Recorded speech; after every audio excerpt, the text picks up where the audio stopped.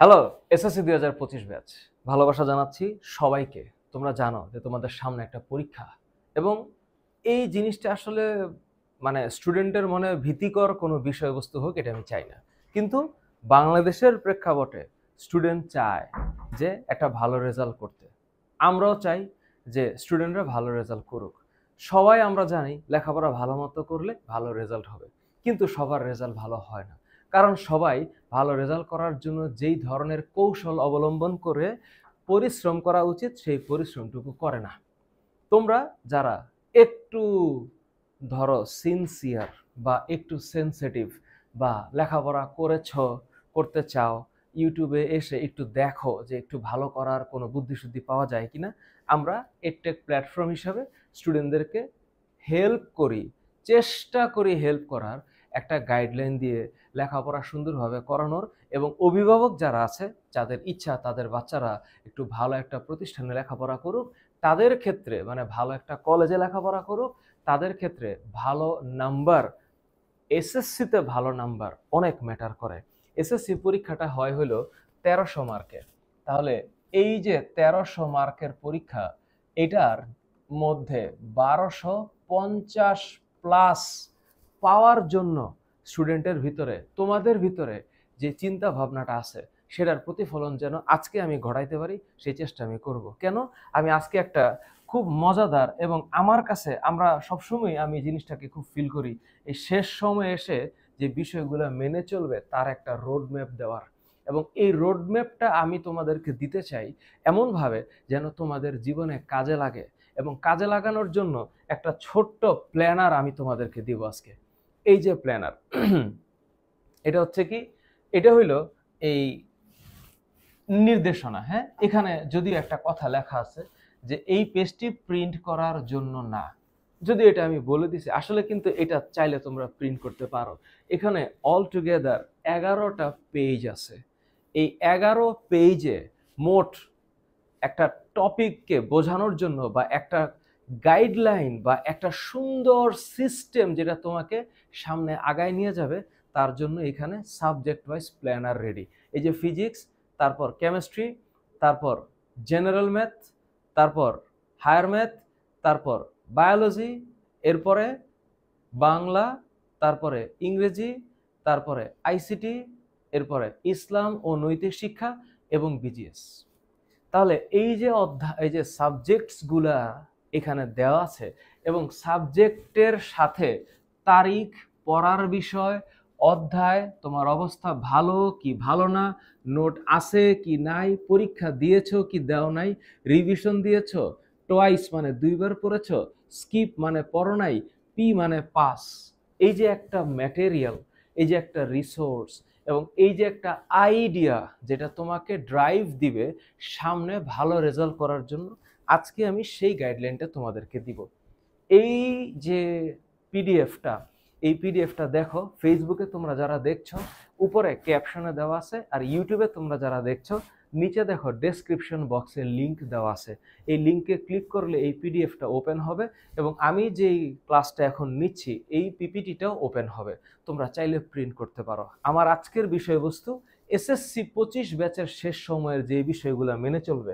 এবং প্রথমে আমি একটু বলে নিচ্ছি যে তোমরা আজকে ধরো আমার সামনে দাঁড়ায় আছো তোমরা নভেম্বর মাসে এবং এটা হচ্ছে 24 তারিখ।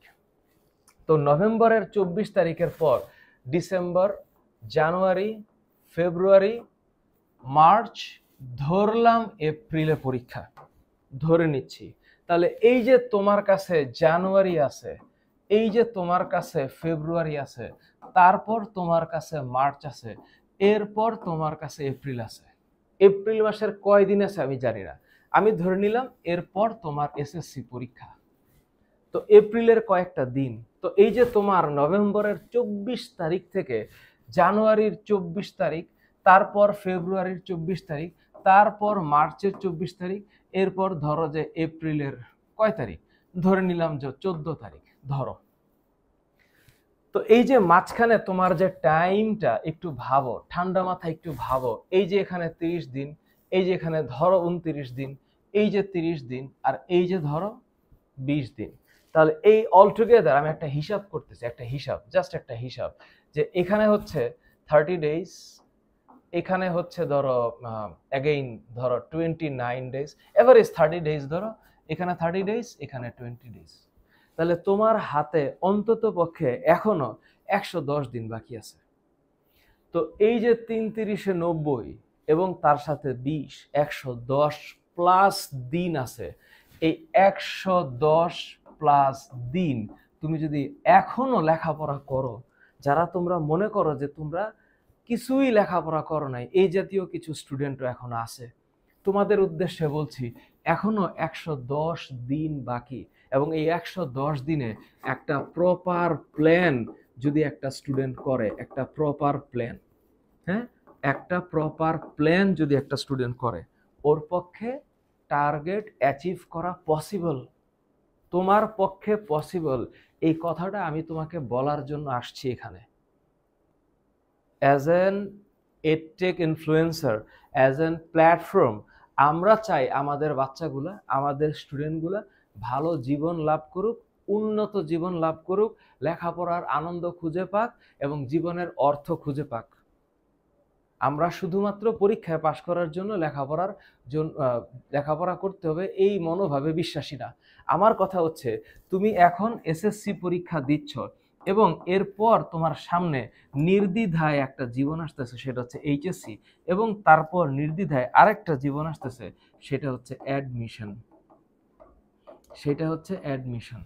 তাহলে এই যে তোমার লেখাপড়া, এইখানে তোমার যে কন্টেন্ট পড়তে হচ্ছে, এই ঠিক সিমিলার কন্টেন্ট এখানে আছে, একই জিনিস, এবং এরপর তোমার এই সেম জিনিসটা ওইখানেই আছে।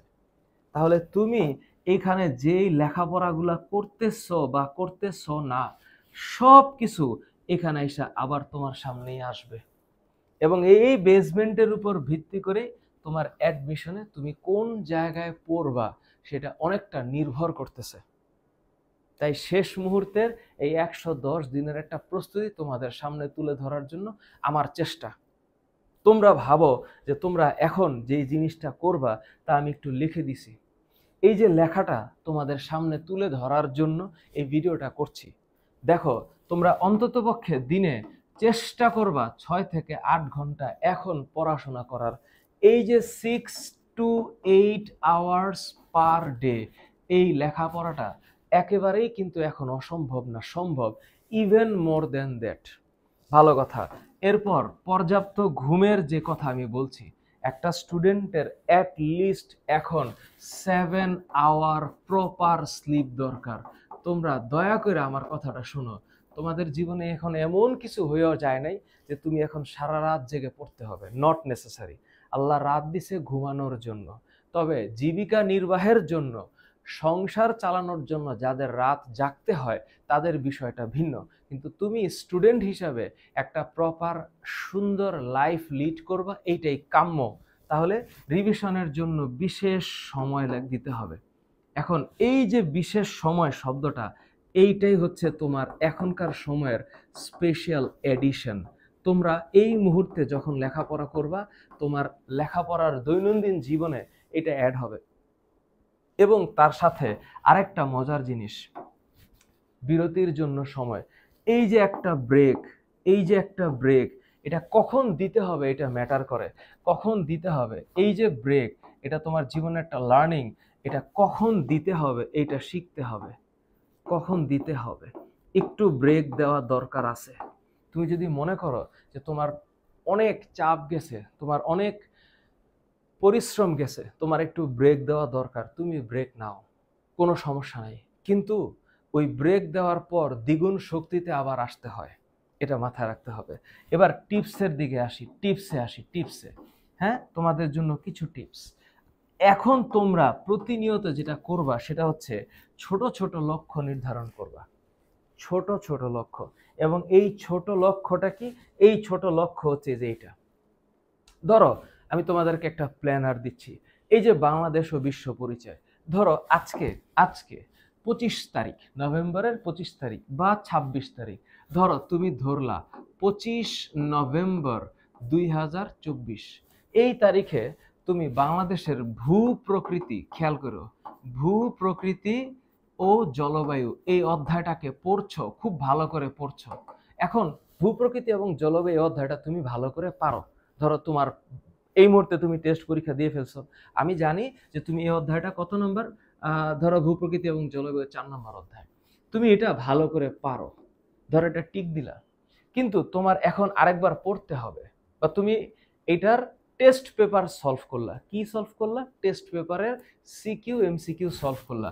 ধরো তুমি অধ্যায় নাম্বার 4-এর অধ্যায় 4 ভূ প্রকৃতি ও জলবায়ুর সিকিউ সলভ করেছো 7টা, আর এমসিকিউ সলভ করেছো ধরো 20টা। এটা তোমার আজকের দিনের পড়া। এরপর তুমি এটাকে রিভাইজ করেছো, আর মানে রিভাইজ তুমি 2বার পড়েছো, টি মানে হচ্ছে টোয়াইস। এখন ধরো তুমি আজকে রিভাইজই করলা, এবার মার্চ মাসে ধরো মার্চ মাসের 3 তারিখ, 3/3/2025, মার্চ মাসের 3 তারিখে এই অধ্যায়টা ভূ প্রকৃতি ও জলবায়ু, ধরো ভূ প্রকৃতি ও জলবায়ু এই অধ্যায়টাকে তুমি আরেকবার পড়েছো, আরেকবার। তাহলে তুমি এখানে এসে টোয়াইস, টি মানে হচ্ছে টোয়াইস, 2বার পড়েছো। তো আগে তোমার অবস্থা মনে করো ভালো ছিল না, এই অধ্যায়টা ভালো ছিল না, এখন তুমি আরেকবার পড়েছো, তাতে করে তোমার অবস্থানটা একটু ভালো হয়েছে। এরপর তুমি এটাকে এমন লেখাপড়া করছো যে এই অধ্যায়টা খুব ভালো করে পারো, তখন তুমি এখানে পি ফর পাস এটাকে চিহ্নিত করবা। এটা হচ্ছে তোমার একটা পার্সোনাল ট্র্যাকার। আমরা প্ল্যাটফর্ম হিসাবে তোমাদেরকে একটা ট্র্যাকার বা একটা কিছু, একটা ডিভাইস, একটা সিস্টেম, একটা আইডিয়া ধরাই দিতে পারি, যেটাকে ধরে তুমি সামনে আগাবা। আজকের ভিডিওটা মূলত এটা নিয়ে, যে যখন যে বিষয়গুলো পড়ে শেষ করছি তার একটা হিসাব রাখা। এই হিসাব তোমার কেন রাখতে হবে? তাহলে তুমি দেখতে পাবা যে তুমি কোন কোন অধ্যায়গুলো পড়েছো এবং কোন কোন অধ্যায়গুলো বাদ আছে। কথাটা কি বুঝছো? তাহলে তোমার একটা আইডিয়া জেনারেট হবে প্রত্যেকটা সাবজেক্টের প্রত্যেকটা অধ্যায়কে তুমি টাচ করেছো কিনা, পারো কিনা, সিকিউ সলভ করতে পারো কিনা, কনসেপ্ট ক্লিয়ার আছে কিনা, এমসিকিউ উত্তর দিতে পারো কিনা। You got my point? এবার এখানে তাকায় দেখো, ইসলাম ও নৈতিক শিক্ষা, পাত্তাই দাও না এই সাবজেক্টটাকে, কিন্তু দেখো এই সাবজেক্টে 100 মার্ক। তাহলে তুমি ইসলাম ও নৈতিক শিক্ষায় ধরো ফেব্রুয়ারি মাসের 14 তারিখ, ফেব্রুয়ারি মাসের 14 তারিখ 2025 সাল, তুমি তুমি ইসলাম শিক্ষার একটা অধ্যায়, তুমি আখলাকে হামিদা এবং আখলাকে জামিমা এটা পড়েছো, অথবা তুমি কোরআন তেলাওয়াতের গুরুত্ব পড়েছো।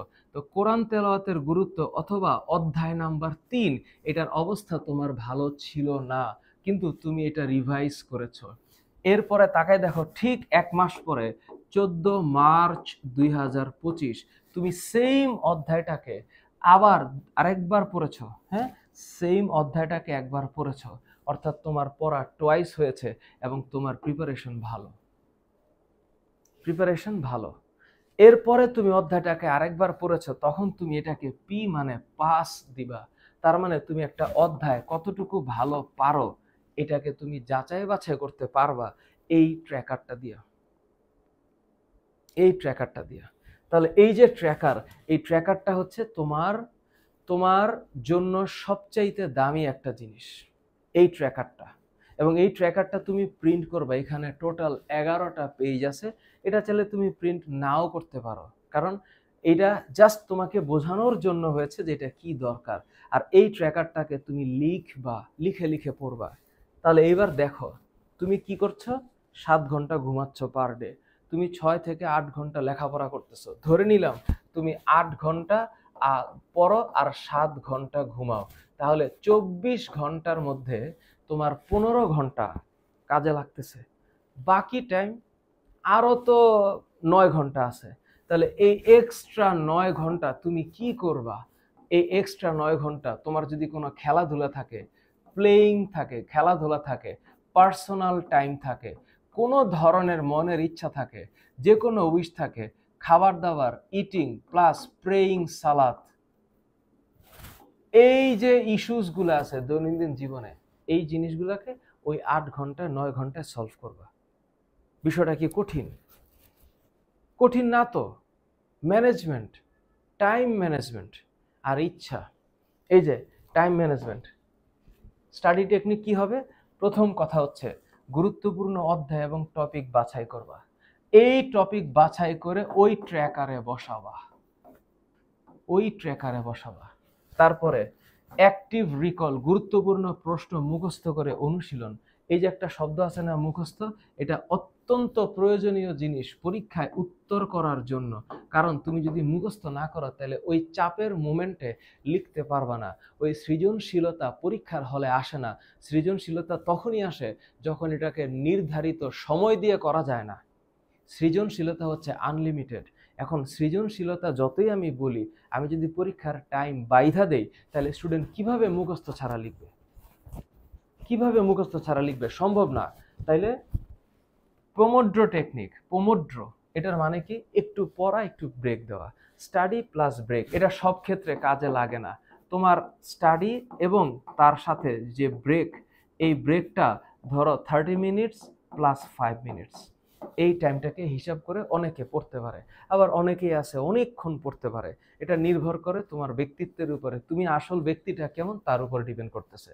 এরপর সমস্যার জায়গাগুলো শনাক্ত করে টার্গেট স্টাডি। এই যে টার্গেট স্টাডি করবা, এই টার্গেট স্টাডিটাই হচ্ছে যে এইটা এইটাই হচ্ছে এটা। এটাকে তুমি যাচাই বাছাই করার জন্য এই ট্র্যাকারটাকে ব্যবহার করবা। তুমি আসলে কতটুকু পারো। এবার তুমি দেখো কি করবে এবং কি এড়িয়ে চলবে। এটার যদিও টাইটেলটা এখানে, এটার কার্যক্রম হচ্ছে এখানে। অন্তর দিয়া ফিল করা আমি কি বলতেছি। ডুজ মানে কি করবা, ডোন্টস মানে কি করবা না। রেড মার্ক দেওয়ার মানে হচ্ছে ডোন্ট, করা যাবে না। মন চাইবে, মনের বিরুদ্ধে জিহাদ করতে হবে এখন। যে আমার মন চাচ্ছে এটা করতে, আমার মন চাচ্ছে। মন তো অনেক কিছুই চাইবে, কারণ মন হচ্ছে একটা পাগল জিনিস। পাগল মন, মন রে, মন কেন এত কথা বলে? তো মন তো কথা বলবেই, ওরা থামাইতে হবে এটা দিয়া। যে নিজের নোট রিভাইজ করবা, প্রতিদিন লেখার চর্চা করবা, ভালো মানের খাবার খাবা। ভালো মানের খাবার মানে দামি খাবার না। পালং শাক, লাল শাক, ফুলকপি, সিম, শিং মাছ, কই মাছ, হ্যাঁ, রুই কাতলা মাছ, নর্মাল খাবার। বাদাম, মধু, কালোজিরা, হ্যাঁ ইম্পর্টেন্ট। বাদাম, মধু, কালোজিরা অত্যন্ত ইম্পর্টেন্ট। ইসবগুলের ভুসি, সাবুদানা ইম্পর্টেন্ট খাবার, খাওয়া দরকার।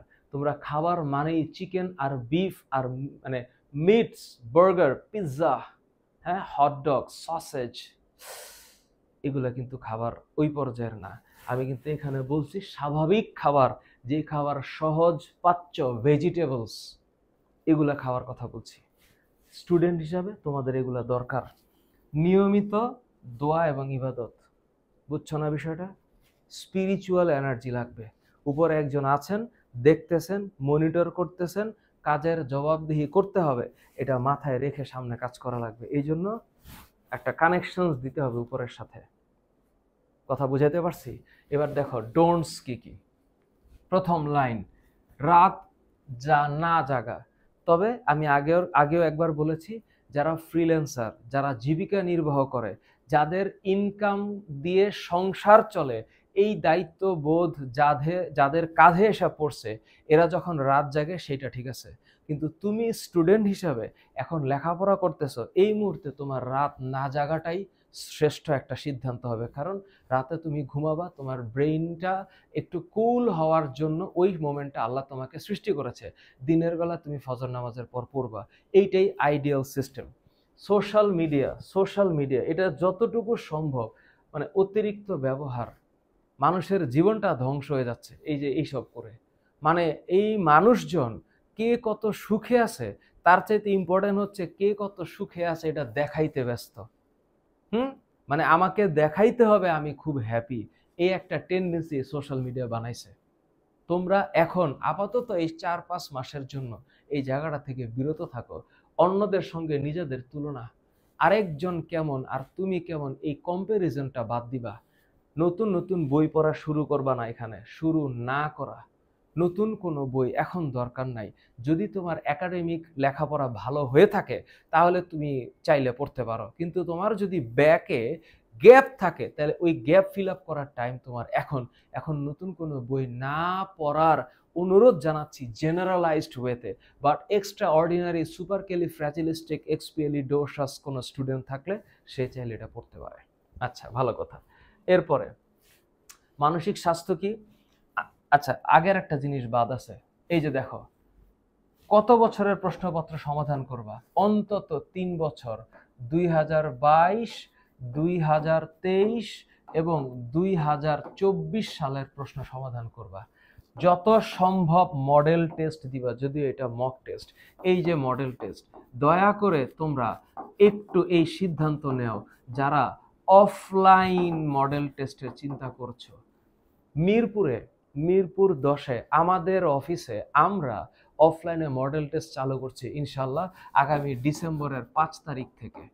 এবং এই মডেল টেস্টের ফি হচ্ছে 6,500 টাকা এবং আমরা প্রায় 34 + 12 46টা পরীক্ষা নিব।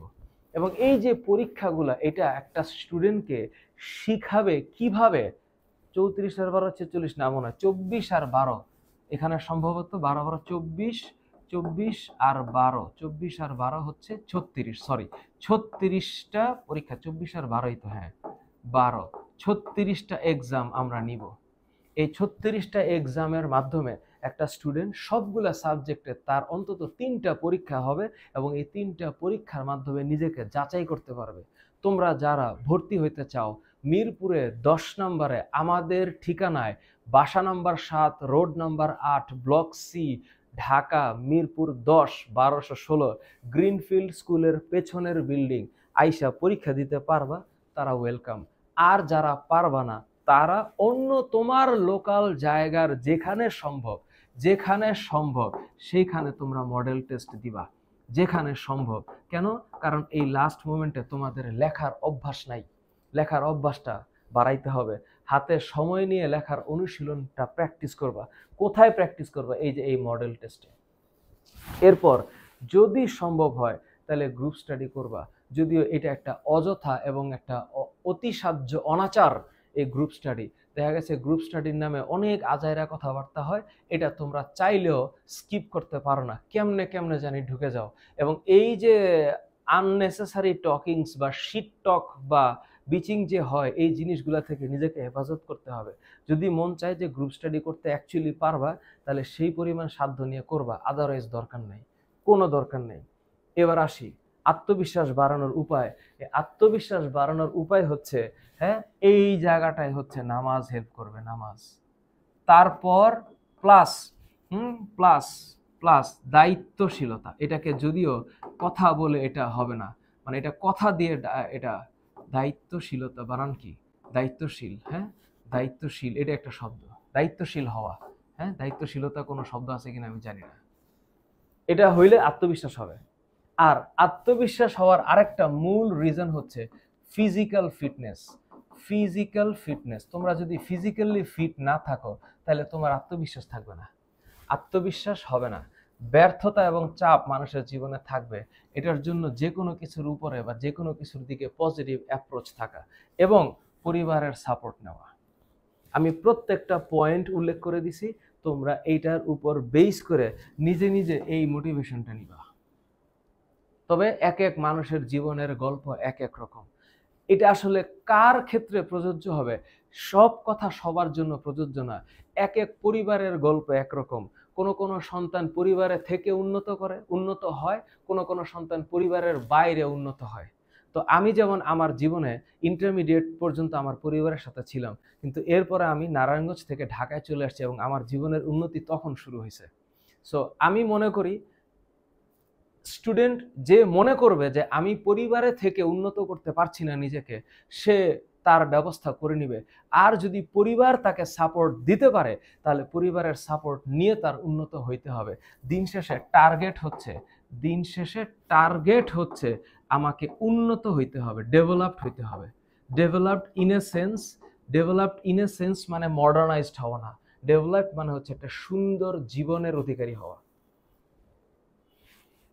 এই যে আবারও বলতেছি, মিস করা যাবে না, মিস করা যাবে না।